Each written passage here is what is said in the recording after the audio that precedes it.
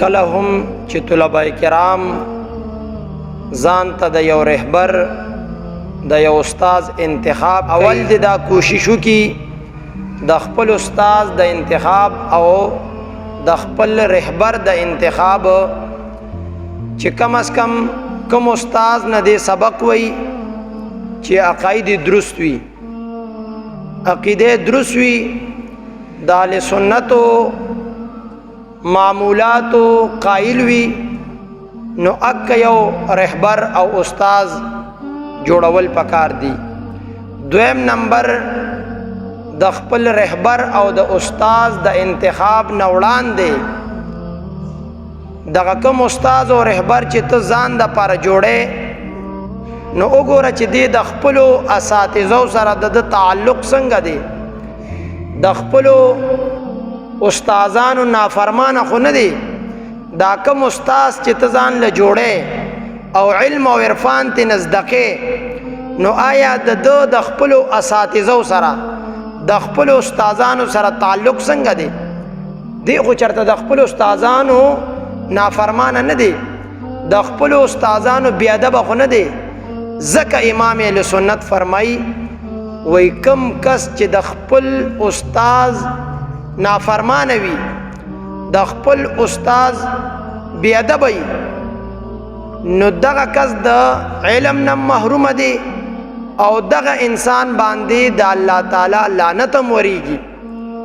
نو اسنه ته چرته د خپل رهبر او استاد انتخاب وکي او هغه د خپل استاد بی ادب وي د خپل استاد نافرمانی نو چې پاغه د الله تعالی لعنت وريږي او تو ور سره کینی نو تم بیا دغه په سلسله کې راځي تا باندې هم بیا د الله تعالی لعنت وريږي. او چې څنګه دغه تا چې کوم استاد انتخاب کړو چې د خپل استاد نافرمان او بی ادب دی دیم د علم او عرفان نه محروم دی نو خدای مکتب هم بیا د علم او عرفان نه محروم پاتې شي. نو اول تا ته د داسې استاد انتخاب پکار دی د داسې رهبر انتخاب پکار دی چې داغه عقیده درسته وي د خپل اساتذو فرمان برداری نافرمان نی بی ادب نی. دریم نمبر د کوم استاد او رهبر چې ته انتخاب کې چې د خپل والدینو فرمان برداری که چرته ته د کوم استاد او رهبر انتخاب کې او د خپل والدینو نافرمانی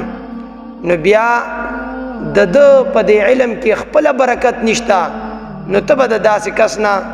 سجده کې نو کلم چې یو طالب العلم دا یو پیغام دی طلبه کرامو ته چې کلم د یو استاد یو رهبر انتخاب کوي ځان د پاره چې عقیده درستی د خپل اساتذو فرمان برداری نافرمان نوي د خپل والدینو فرمان برداری نافرمان ني نو بیا داسې استاد نه سبق ویل پکار دی. او کنا د خپل استادانو نم یو کس نافرمانی بی ادبی د والدینو بی ادبی نافرمانی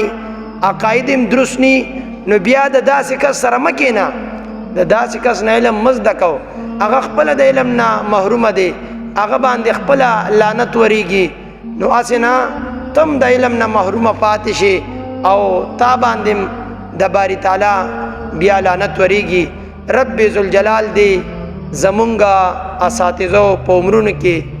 رب ذوالجلال دی برکت واچي او رب ذوالجلال دی مونږ او تاسو ټول د خپل والدینو اساتذو فرمان بردار او با ادب جوړ کی.